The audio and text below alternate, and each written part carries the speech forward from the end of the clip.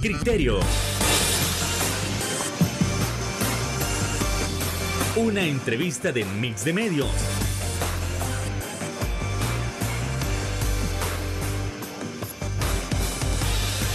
Que aborda frontalmente los problemas de El Salvador con los verdaderos protagonistas y plantea soluciones.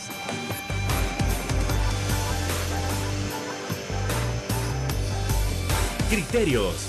Hola, ¿qué tal? Muy buenas noches, sean todos y cada uno de ustedes bienvenidos a una emisión más aquí en Criterios en este 5 de octubre. Qué gusto, como siempre, que usted nos puede estar acompañando en una nueva emisión de análisis político para poder ver esos temas de coyuntura nacional. Y es que en principio no se deja de hablar de lo que ha pasado con los soldados, el caso de la violación a una menor de edad, el caso de las extorsiones y las amenazas con aplicar el régimen de excepción a quienes no cumplan sus peticiones. Además, hablaremos del posicionamiento de la Embajada de los Estados Unidos, también la transferencia de 14 millones de dólares hacia la constructora salvadoreña, y si eso era prudente o si no era mejor invertirlo en un área económica mucho más importante.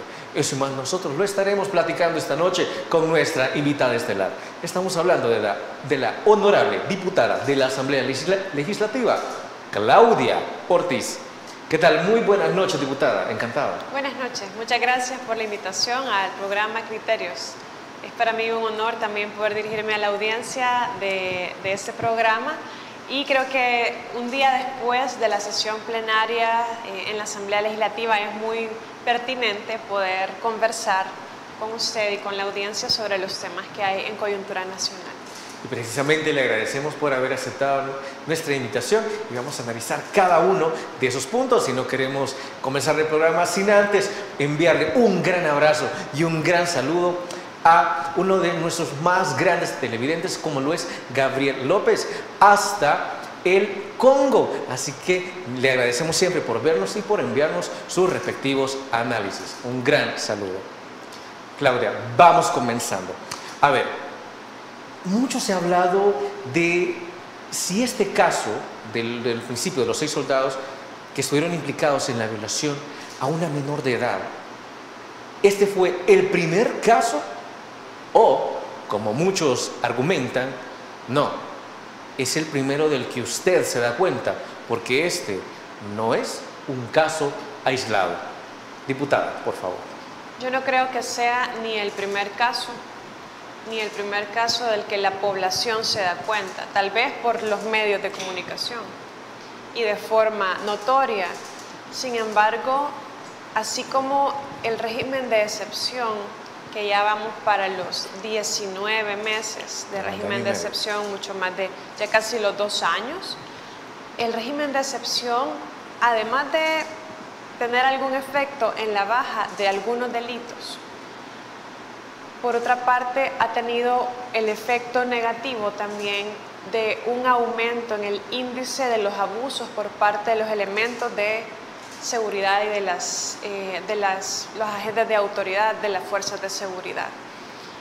En nuestro caminar por las comunidades hemos escuchado de parte de personas totalmente honestas, personas que no tienen ningún vínculo con el crimen organizado.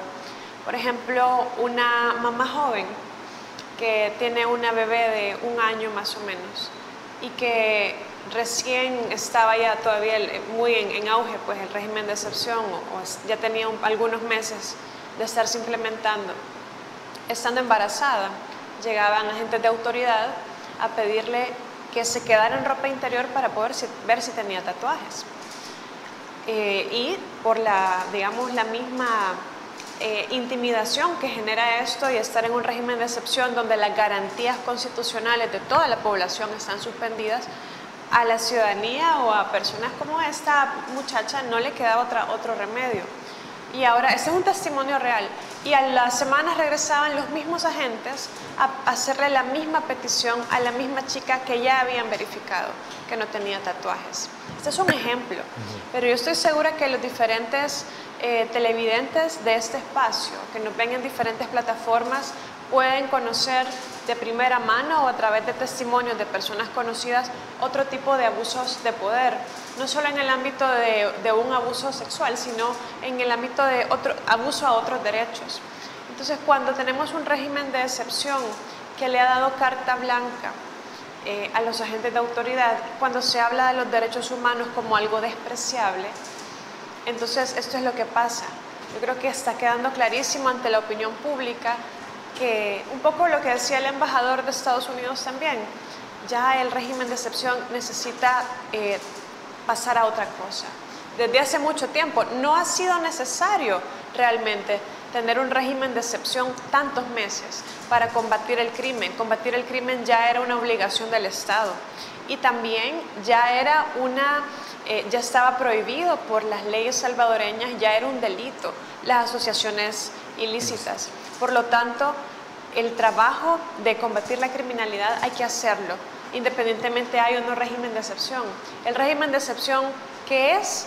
Es tener todos, sin excepción, todos los salvadoreños, suspendidas nuestras garantías constitucionales en 3 aspectos: derecho de defensa, derecho a que nuestras comunicaciones no sean intervenidas y el derecho a que, al ser detenidos, tengan que pasar solamente 3 días para ser puestos a disposición de un juez. Esos 3 derechos están suspendidos para todos los salvadoreños, no solo para los delincuentes, para todos. Entonces, creo que es importante ver cómo esto está empezando a degenerarse en espacios muy grandes de abusos de autoridad y por otro lado también en una herramienta de control de la sociedad, porque hoy todo el mundo dice es que tenemos miedo.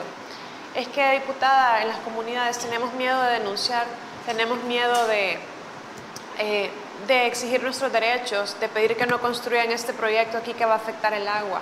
Tenemos miedo como sindicalistas de exigir, ¿verdad?, nuestros derechos a las autoridades, etcétera. Entonces se está degenerando ya hace mucho tiempo en algo muy grave y creo que la población lo está viendo.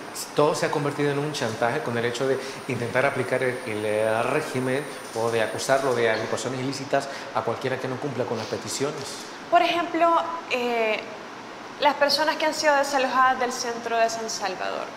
El ordenamiento del centro de San Salvador es algo importante, es algo necesario cuando se tiene un enfoque de darle opciones a la gente. Porque la gente que se dedica a lo que llamamos comercio informal, no es que se dedique a eso porque ha decidido hacerlo así, es porque evidentemente no hay opciones para que las personas se ganen la vida o tengan una actividad económica diferente. Las señoras adultas mayores que venden cualquier producto, ¿verdad?, cualquier fruta, verdura u otras cosas en el centro de San Salvador, lo están haciendo porque no tienen una pensión que les sostenga en su vejez. Igual las madres o los padres de familia que tienen que mantener a sus hijos e hijas y que no encuentran un trabajo formal porque el país no tiene las suficientes fuentes de empleo, recurren a eso. Entonces se les dice en el marco del ordenamiento del centro de San Salvador, o se quita o le aplicamos el régimen. Hay muchas denuncias y señalamientos de parte del sector de los vendedores informales o de los vendedores del centro de San Salvador o vendedores por cuenta propia, donde se menciona que este fue usado como un argumento para eso. Y así en otros, ¿verdad? Personas que protestan para proteger el medio ambiente, personas que defienden los derechos laborales, así hay muchos casos donde se está empezando a generar el miedo en la población porque hoy ya se normaliza.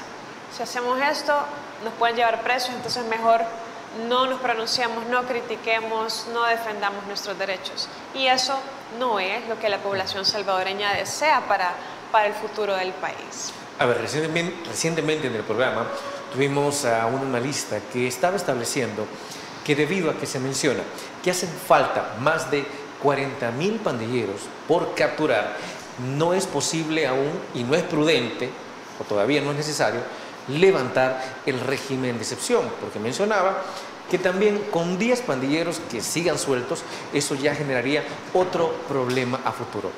Que todavía hayan 40.000 pandilleros, como se está mencionando, ¿es justificable para que continúe el régimen? El régimen de excepción, según la Constitución, se puede establecer cuando hay una grave perturbación del orden público. Podía ser que en un principio, cuando hubo ese fin de semana negro, donde hubo una cantidad exagerada de homicidios, pudiese proceder. Pero aún así, el gobierno salvadoreño había demostrado durante la emergencia sanitaria que también tuvimos régimen de excepción. ¿Se acuerdan que no podíamos salir de casa? Estábamos en cuarentena y si la gente salía por X razón, también era víctima de abusos por parte de los agentes de autoridad. Hubo muchos casos de esto, ¿verdad? Entonces, realmente la situación crítica de un momento se estabilizó al mes, a los 2 meses, a lo mucho, se estabilizó. Pero lo que no ha habido y las prórrogas constantes del régimen de excepción son una muestra de que no existe un plan eficaz e integral y a largo plazo sostenible de seguridad ciudadana y que también el sistema de justicia no está funcionando, porque esta situación de relativa tranquilidad, que no sabemos ni cómo se está sosteniendo, ni cuánto tiempo puede durar, ni se han resuelto o esclarecido los señalamientos de un posible pacto con los grupos de crimen organizado y la actual administración, que no solo lo dice el periodismo de investigación, sino también documentos oficiales del Departamento de Justicia de Estados Unidos. Eso no se ha esclarecido. Entonces, mientras eso no se esclarezca, es muy complicado decir que hay una política pública efectiva de seguridad. Por lo tanto, además, no solo el tema de la seguridad, sino la justicia. El hecho que más del 10% de las personas que han sido capturadas resulten ser inocentes y que tengan que ser liberadas, y seguramente muchas más esperando justicia porque no deben nada, pero la están pagando toda, ¿verdad? Entonces, esas personas también muestran perdido hasta sus trabajos, su familia. Todo, su salud, su familia, su estabilidad emocional, los testimonios de personas que han logrado salir al ser declaradas inocentes son desgarradores, ¿verdad?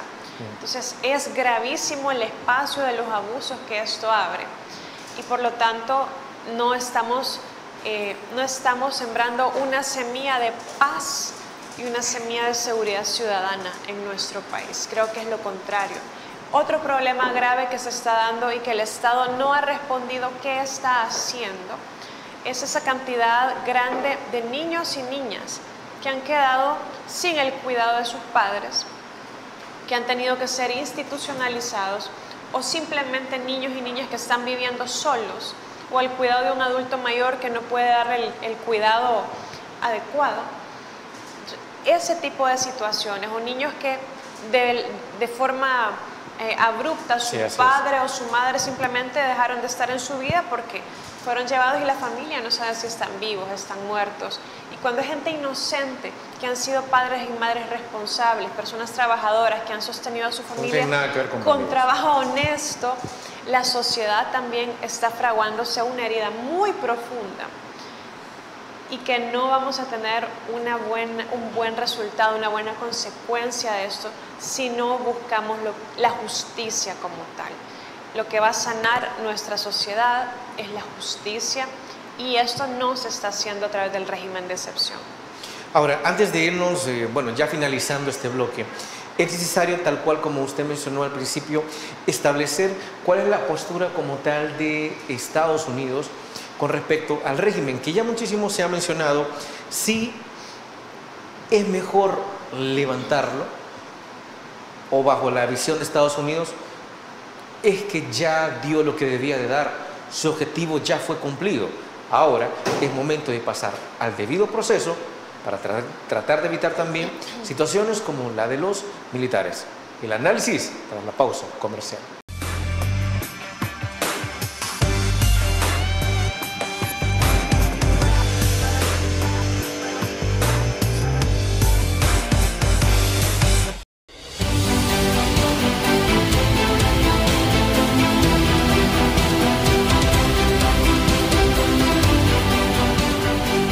Nuestro compromiso, nuestra pasión, son algunas de las cosas que nos caracterizan como salvadoreños.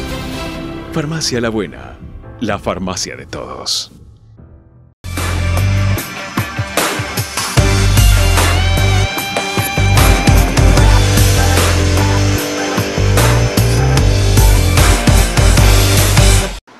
Gracias por continuar con nosotros en Criterios y continuamos con el análisis respecto a la visión que tiene Estados Unidos sobre el régimen de excepción.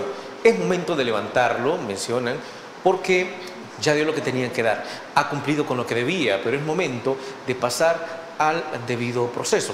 ¿Esto se tiene que ver como una imposición o como una sugerencia, diputada? Yo creo que lo que ha planteado el embajador Duncan no es nada del otro mundo. Pedir que se cumpla el debido proceso es lo que cualquier país que se precia de ser democrático debe aspirar y debe trabajar para que eso suceda. Levantar el régimen de excepción o ya no renovarlo no quiere decir que todas las capturas que se han hecho de reales personas con responsabilidad penal, de reales miembros de estructuras criminales, tengan que salir y volvamos a la situación previa. No significa eso de ninguna manera.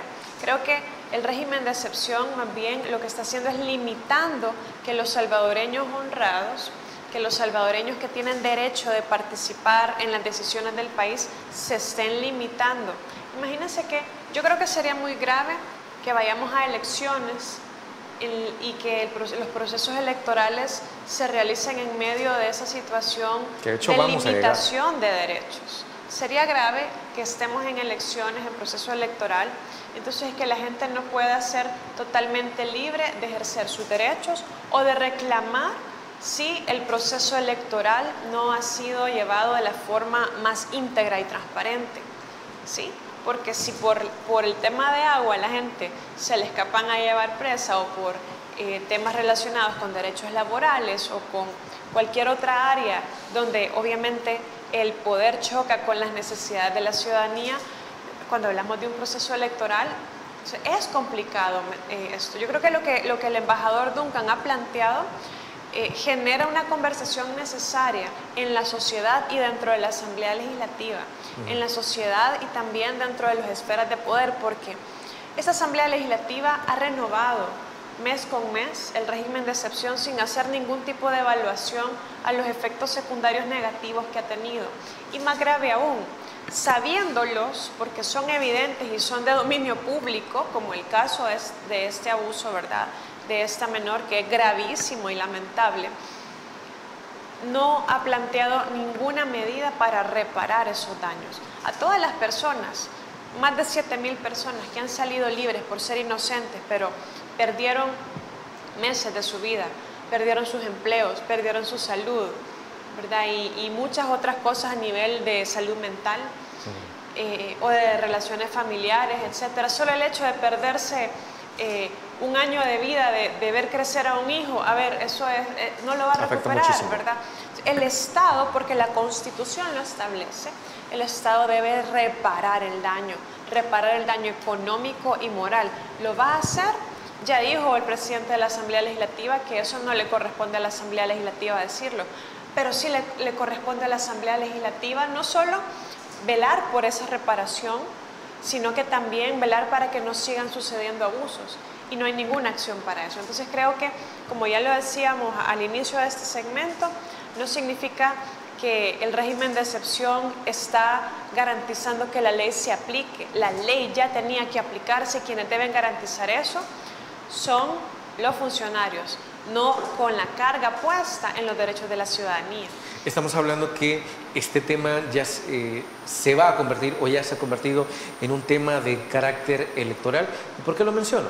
Desde hace días anda circulando un video a través de las redes sociales y a través de los diferentes medios donde el video es sumamente interesante porque le hace plantearse usted, recuerda cuando violaban a nuestras hijas, a nuestras esposas, cuando usted le quitaban la tranquilidad. Entonces al final termina con una pregunta que me parece sumamente interesante y dice, pero hay un grupo y hay políticos que quieren regresar al pasado. ¿Lo vas a permitir? Esto ya se puede ver como que el oficialismo está diciendo, mire, es que todos los que pertenecen a la oposición quieren sacar a los pandilleros y quieren que anden libres, se ha convertido en tema electoral. Sí, y es una total mentira, y creo que es una campaña de miedo, una campaña de terror. Y de esa manera no vamos a construir país. Pero no se criticaban antes las campañas de medios que, por ejemplo, hacían Arena. Así es. Entonces, ¿qué diferencia hay de lo que hacía Arena y el FMLN? Todos lo criticábamos, ¿verdad? A todos nos parecía lamentable. Y hoy estamos viendo exactamente lo mismo. Significa que son lo mismo. Porque si no hay ninguna diferencia con lo que hacían, lo que ellos llaman los mismos de siempre, entonces son igual lo mismo de siempre. ¿Por qué no tenemos una campaña electoral de propuestas en el tema económico, en el tema de seguridad, incluso cuál es la siguiente etapa de esto, ¿verdad? Hacia dónde queremos llevar el país en términos de paz social, de cohesión social, de generar mayor organización dentro de las comunidades. Eso puede ser un gran factor de prevención de violencia. ¿Por qué no buscamos la manera que los municipios cuenten con ingresos mayores, por ejemplo, y que puedan las comunidades y los vecinos de cada municipio disponer de esos fondos en el sentido de poder participar en cómo se ocupa el dinero público para la inversión en sus comunidades? Los factores determinantes de la violencia en El Salvador siguen estando ahí y es más, se siguen agravando, se siguen profundizando. La pobreza es mayor ahora, hay estudios que lo demuestran. La exclusión social es mayor, el desempleo es mayor, los servicios del Estado han empeorado en salud, en educación tampoco hay una mejoría como la que se prometió. Creo que es momento de cambiar la dirección, porque la Asamblea Legislativa que se tiene en este momento y que da permiso, por ejemplo, aprueba leyes que dan permiso para que se hagan irregularidades con los fondos públicos de manera perfectamente legal. Vamos a hablar de eso más adelante, me imagino. Entonces, realmente no estamos construyendo un país donde la justicia social y económica exista. La gente nos dice, es que se está legislando solo para los que tienen dinero. Para nosotros no hay ningún beneficio. Hay una exclusión de la gente que tiene más necesidad, y el país que desde Vamos, como partido, como proyecto político, queremos construir, va en otra dirección, una dirección donde el que tiene más posibilidades económicas aporte más en impuestos, en responsabilidad, para apoyar al que tiene más necesidad y poder invertir en el desarrollo de estas generaciones, donde se protege el medio ambiente y se trabaje con la naturaleza para cuidar no solo a la naturaleza, sino a la vida de todos los salvadoreños, donde, por ejemplo, en lugar de apostarle a la importación de alimentos desde fuera, le apostemos a generar una fuerte producción local y a proteger a los agricultores del cambio climático, los eventos climáticos extremos y con los altos costos de los insumos agrícolas que les han afectado desde hace más de un año. Mire, en tantos temas estamos construyendo una agenda de avance, de desarrollo para el país, pero no puede ser que desde el oficialismo solo quieran asustar con el petate del muerto. Algo que me llama la atención es la priorización en cuanto a las necesidades de los salvadoreños. Recientemente, Fundaungo saca su encuesta y hay un dato que llama sumamente la atención y dice: 7 de cada 10 salvadoreños consideran que el tema más grave en la actualidad es un tema de carácter económico. Con eso se está hablando de ¿qué?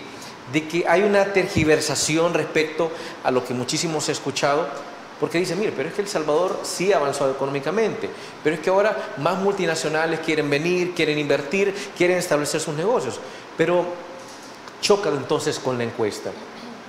¿Estamos bien o realmente estamos mal?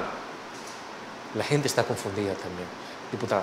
Sí, y yo entiendo que la gente puede sentirse confundida viendo, por un lado, propaganda, y no solo propaganda, que va a haber un anuncio publicitario, va a haber discursos públicos, va a haber en las redes sociales cómo se ocupa el dinero público para generar una visión de la realidad que a veces no coincide con lo que usted puede estar viviendo, con lo que su familia puede estar viviendo.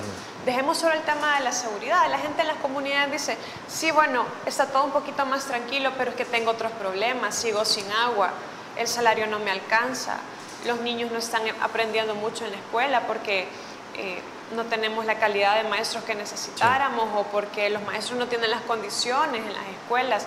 A ver, hay muchas cosas también que atender y parece que solo hay un enfoque mediático en un solo tema, pero las encuestas o la propaganda o ciertas encuestas pueden decir algo, ¿verdad?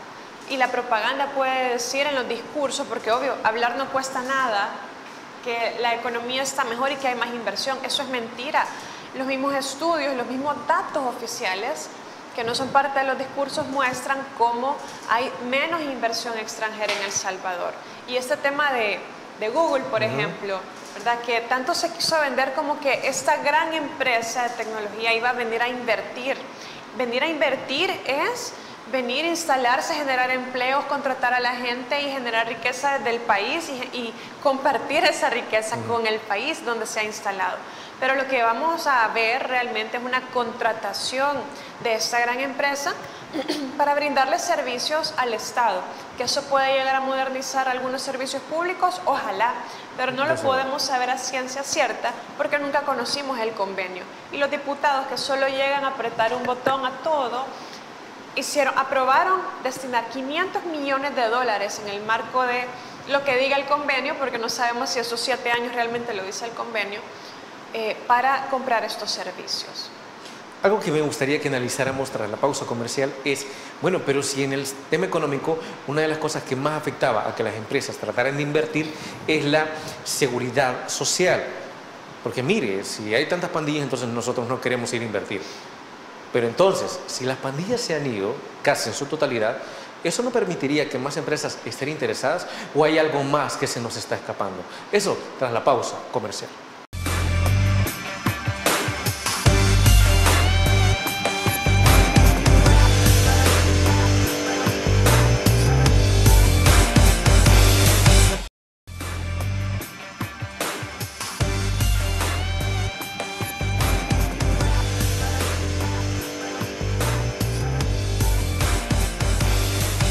Tal cual como cerrábamos el bloque anterior, se mencionaba mucho, mire, si desaparecen las pandillas, entonces vamos a tener una mayor inversión.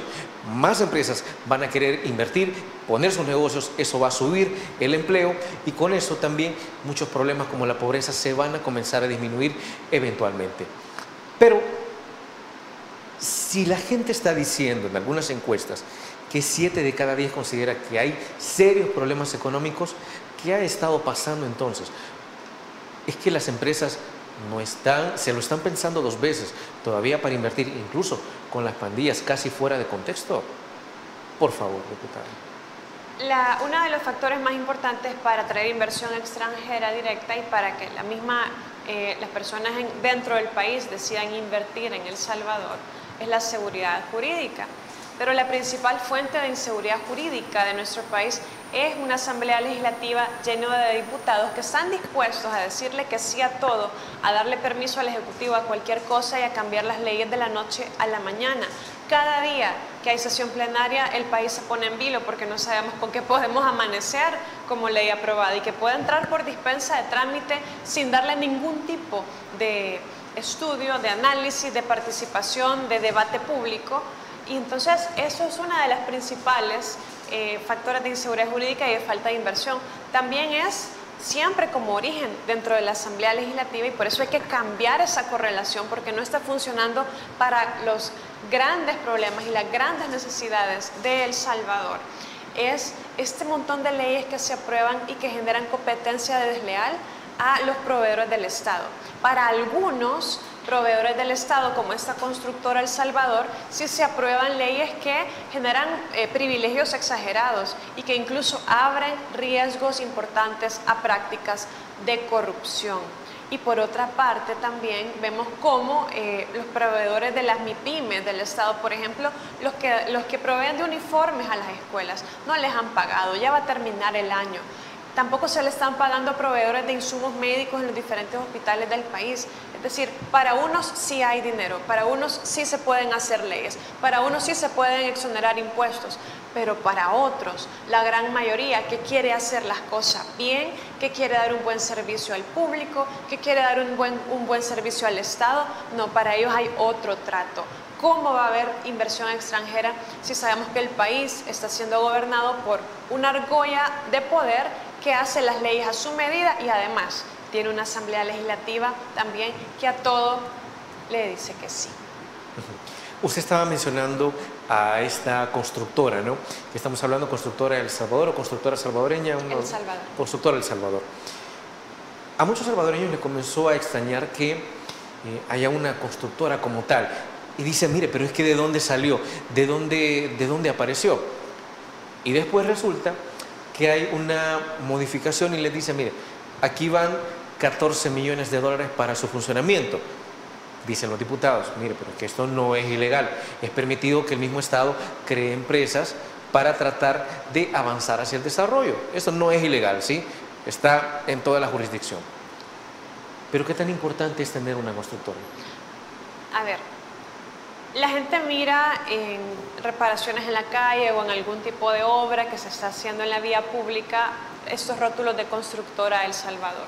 Y la gente se ha preguntado qué es eso, ¿verdad? Porque salió de repente de la noche a la mañana. Hace unos meses, bueno, hace un año más o menos, se aprueba la ley de la DOM. ¿Se acuerdan que quitaron el FODES? Sí. Y todos esos fondos se los pasaron a la Dirección de Obras Municipales, que se creó mediante una ley. Luego también se creó una ley de compras públicas especial para la DOM, que tiene procesos un poco más relajados, digamos, para las compras que va a hacer la DOM. Dentro de esta ley, hace unos 4 meses, se hicieron reformas. Usted diría que lo normal, lo que la legislación siempre ha regulado en nuestro país, es que funcionarios públicos como diputados, como funcionarios altos del Ejecutivo, directores de autónomas, concejales, incluso sus familiares no pueden ser contratistas del Estado, ¿cierto? Eso es lo que decía la LACAP, lo que dice la Ley de Compras Públicas, que luego sustituyó la LACAP, y lo decía también la Ley de Adquisiciones para Contratos Municipales simplificada. También lo decía, pero hace como 4 meses esa regla cambió. Y cuando el contratista del Estado sea una empresa cuyo mayor accionista sea la DOM, es el caso de la constructora El Salvador, esa regla no aplica, tal cual como lo escucha. Y los diputados de la Asamblea Legislativa lo aprobaron, ¿verdad? Entonces, es increíble cómo hay mediáticamente se habla de una lucha o una guerra contra la corrupción, que evidentemente es justicia, pero justicia selectiva, porque si bien estamos combatiendo la corrupción que ocurrió en los gobiernos anteriores, pero se está dando carta abierta para espacios de corrupción en esta administración. La corrupción no solo hay que combatirla, hay que prevenirla. Y prevenirla no significa aprobar leyes que permiten esas irregularidades. Entonces también lo que se aprobó ayer en la Asamblea Legislativa es que la DOM, se le autorizó a la DOM transferir en especie maquinaria y también 2 inmuebles que en su conjunto, según un valúo que nunca se conoció en la comisión y tampoco en la plenaria, sumaban 14 millones de dólares a cambio de comprarle acciones. También estas empresas donde la DOM es accionista tienen ciertos privilegios, como por ejemplo que no pagan algunos impuestos, ¿verdad? Y también obviamente tienen mayores facilidades y oportunidades de ser contratistas del Estado. La gran pregunta que nunca se resolvió y que tiene que mantenerse vigente, digamos, en la opinión pública, la DOM es accionista mayoritaria. Quiere decir que hay otros accionistas dentro de esta constructora El Salvador que podrían estarse beneficiando de este esquema de privilegios que le da la misma ley. O sea, hay particulares que se están beneficiando con esta constructora. No sabemos si son particulares, si son otras instituciones públicas, si son funcionarios públicos o personas vinculadas a funcionarios públicos. Eso no se sabe, eso no se dijo, eso no se quiere decir. Y la pregunta es ¿por qué? Entonces, díganme, amigo y amiga que nos ve en su casa o en sus diferentes dispositivos, Sí, ese tipo de leyes que además pasan ya cuando ya muy de noche o por dispensa de trámite de una manera sin suficiente información, si no es avalar la corrupción de alguna manera o por lo menos abre los riesgos. Creo que la gente merece una explicación. Y ahora bien, preguntaba usted, esos 14 millones, esos fondos, ese dinero, ¿no se podría ocupar de otra manera? Hay muchos ejemplos de dinero que se podría ocupar de otra manera. Hablábamos ayer, por ejemplo, se preguntaba, bueno, esta remodelación que ha habido en el Monumento al Salvador del Mundo. Sí, necesitamos espacios públicos bonitos, ¿verdad? Agradables, porque todos tenemos derecho a una ciudad agradable. Incluso hubo alguien que comparó la modernización, la comparó con una parte allá en Washington, que dijo que estábamos compitiendo a Estados Unidos con esa modificación. Bueno, más allá de las aspiraciones que cualquier persona tiene derecho a tener, ¿verdad? Pero, a ver, ¿dónde están las prioridades? Estamos esperando un mismo universo. Se contrató a un DJ internacional para unos juegos centroamericanos, pero cuando a la población se le pregunta, ¿usted qué quisiera? ¿Poder ver Miss Universo desde la televisión o tener agua en la comunidad? ¿O que la calle esté arreglada? La DOM no está trabajando necesariamente en aquellas comunidades y en aquellos municipios que han sido desde siempre excluidos del desarrollo. Yo creo que el enfoque debería ser al revés. Los fondos públicos tienen que ir a aquellas personas que más lo necesitan e invertir en el desarrollo de esa población. Pero el enfoque de la actual administración es que la riqueza hay que generarla a los que ya tienen riqueza y que eso va a rebalsarnos a todos.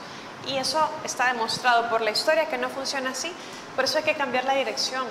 No hacer leyes de beneficio para ciertos grupos de poder político o económico, sino leyes que en el marco de una asamblea legislativa que sí debata, que sí estudie, que sí escuche a la población, podamos hacer leyes, podamos ponerle frenos al poder del Ejecutivo que vaya encaminando a nuestro país a una realidad más justa. A una realidad justa a nivel de tribunales de justicia, obviamente, pero también en la economía, en la sociedad, en el medio ambiente. Necesitamos justicia en todos esos niveles. A ver, pero si hablamos de economía, si hablamos de desarrollo, si hablamos también de hacer más eficientes y efectivas las instituciones del Estado, es prudente seguir eliminando instituciones como INSAFORP, como INJUVE, que ya se ha mencionado, es que no se va a eliminar, pues sí, pero se va a crear una nueva dirección. Y entonces esto sí permite la reducción de la pobreza, esto sí permite que se gestionen de una mejor manera los recursos. Eso tras la pausa comercial. Volvemos con Criterios.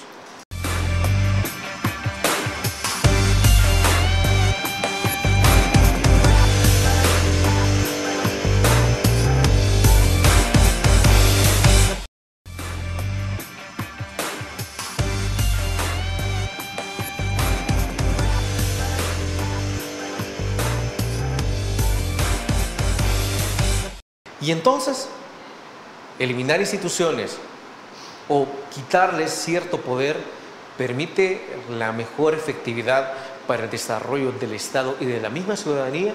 ¿Cómo se puede ver entonces la idea de hacer a un lado INSAFORP, de hacer a un lado a INJUVE y crear una dirección de integración, diputada? Una de las cosas que más me preocupan de esta reforma que se ha planteado y que, por cierto, ahorita parece que se la engavetaron porque era muy impopular. Y la gente estaba viendo, wow, quieren meterse con los fondos que todos los trabajadores y los patronos aportan a INSAFORP. La mitad de esos fondos iban a ser destinados no a la prevención de violencia, no a la formación profesional, sino al Fondo General del Estado. ¿Qué es eso? Eso es un impuesto escondido, es un impuesto que no nos quieren decir que es un impuesto. Si a usted le descuentan su cuota de INSAFORP, pero ya no se destina a la formación profesional, a un servicio que usted puede ocupar, es justamente un impuesto porque se termina diluyendo en toda la masa del Fondo General y el Estado, el Ministerio de Hacienda puede decidir que se ocupe en cualquier cosa, en cosas que sean prioridad, pero en cosas que no sean prioridad también. Y esto lo vimos, por ejemplo, en la ley de bomberos. ¿Recuerdan la ley de bomberos? En la ley de bomberos se creó una un impuesto, estaba todo el marco que regulaba el tema de bomberos y seguridad contra incendios en el país, pero en medio había un artículo que decía que todos los seguros iban a tener un impuesto y que iba a ir al Fondo General. No tenía nada que ver con todo lo demás, pero ahí se metió un impuesto y bueno, la Asamblea Legislativa dijo que sí a todo sin cuestionarlo. Desde el partido Vamos lo cuestionamos, lo hicimos ver para que la gente supiera qué decisiones se están tomando en nombre de cada uno de nosotros. Y así también esta otra institución que se eliminó con migrantes, ¿sí? Y que iba a pasar todas sus facultades y funciones a Cancillería.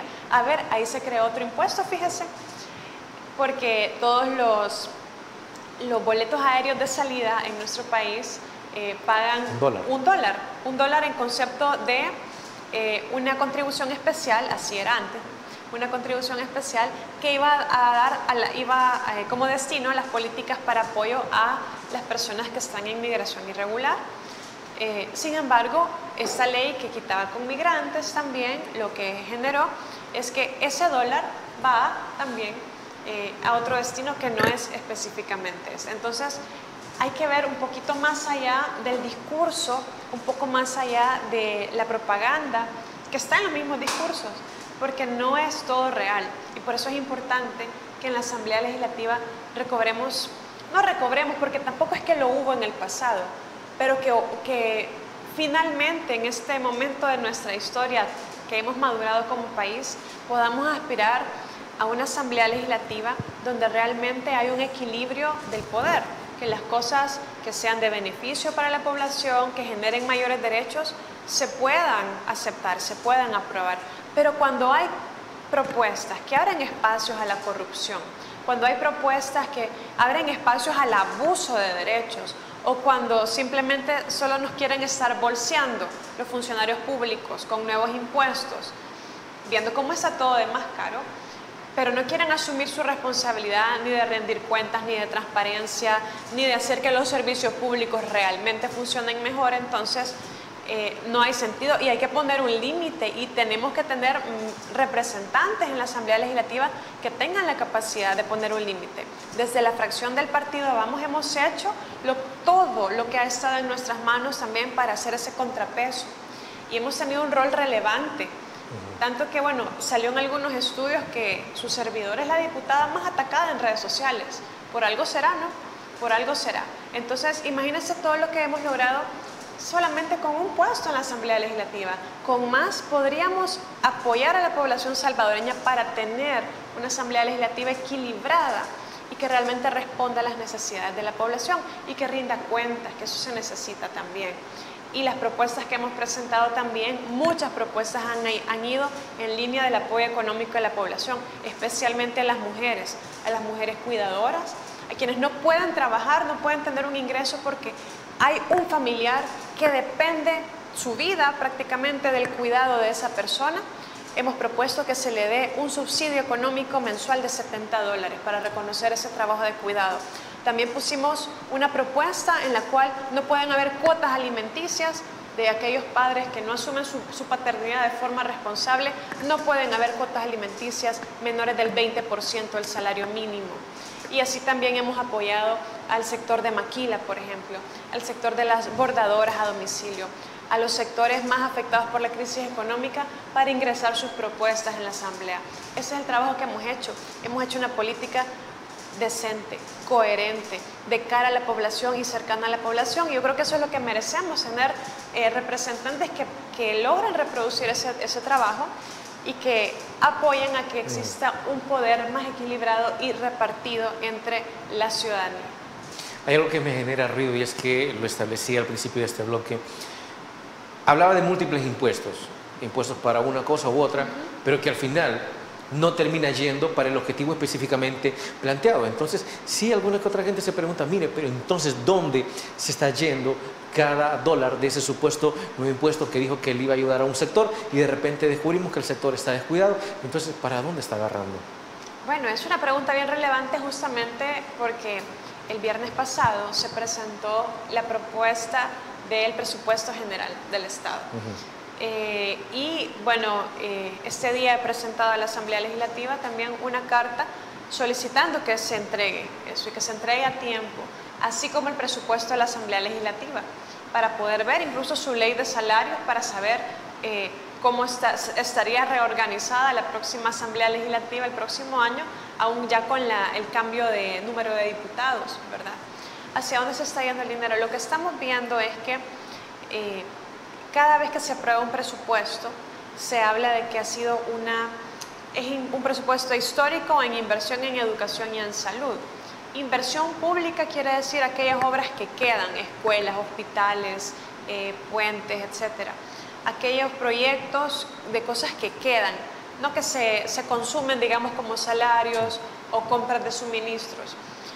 Pero los ministerios tienen la facultad de cambiar los rubros dentro de su mismo ministerio sin ir a la asamblea. Cuando va de un ramo o de un ministerio a otro, sí tiene que ir a la asamblea. Pero luego, claro, se pone en el presupuesto como que es una promesa bonita. Vamos a invertir esta cantidad en inversión pública.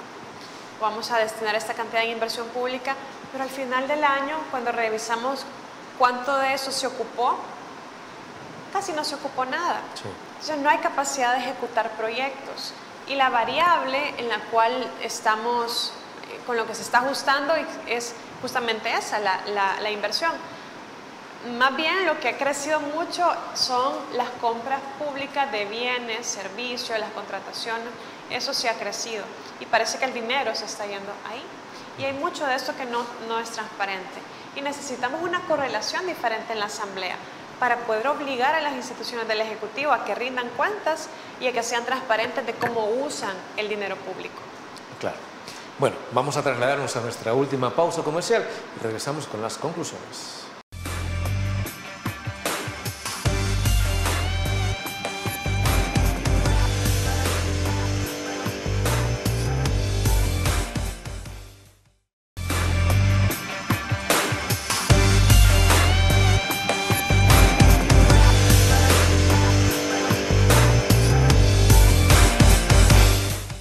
A fin de cuentas, por la situación económica, por la presión que hay sobre temas que todavía no han sido resueltos, por la situación de transparencia, es que, no lo sé, Claudia Ortiz desea buscar una posible reelección. Diputada, por favor. Gracias por la pregunta. Es muy relevante realmente. Luego de estar en contacto con tantas personas y tantos sectores que viven grandes necesidades, ¿verdad? Eso nos anima a seguir con un trabajo político de altura. Y el partido Vamos busca convertirse en un futuro en una alternativa para El Salvador. Y sabemos que esta elección que vamos a pasar, porque bueno, la elección presidencial y la legislativa serán el mismo día y un mes después será la elección municipal. Pero esa elección presidencial, que tiene un candidato inconstitucional, está siendo blindada por este sistema donde ellos controlan todo. Entonces, es claro que el punto estratégico donde los salvadoreños que queremos algo diferente, que nos gobierne algo diferente, que el abuso de poder ya no siga, que esa falta de medidas económicas efectivas sea castigada realmente y que surja una opción diferente, tenemos que saber que la prioridad estratégica en este momento que vivimos, así como están las cosas, es la Asamblea Legislativa. Y esta servidora está dispuesta a liderar una bancada de diputados que reproduzcan el trabajo que hasta el momento se ha hecho y que logremos ampliarlo. Esa es la apuesta, tener una Asamblea Legislativa diferente, poder transformar desde la confianza de los salvadoreños la forma en la que ese órgano de Estado, donde se han tomado todas las decisiones que han permitido los abusos de los derechos y del dinero público, entonces pueda cambiar esa situación. Por lo tanto, para los que queremos algo diferente, el bastión de lucha en este momento está de la Asamblea Legislativa para poder construir la alternativa a esto que nos gobierna y que se quiere perpetuar en el poder. Diputada, hemos llegado al final del programa, pero no nos vamos sin antes agradecerle por haber traído su criterio sobre la situación económica nacional. Muchas gracias, es un gusto estar en este programa y deseo bendiciones para los hogares de cada uno de ustedes. Bendiciones para usted también. Amigos y amigas televidentes, gracias por sintonizarnos una vez más. Recuerde que el criterio más importante lo tiene usted. Que descanse. Feliz noche. Criterio. Una entrevista de Mix de Medios.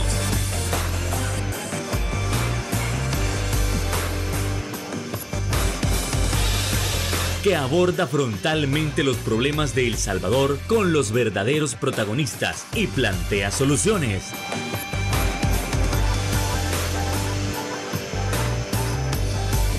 Criterios.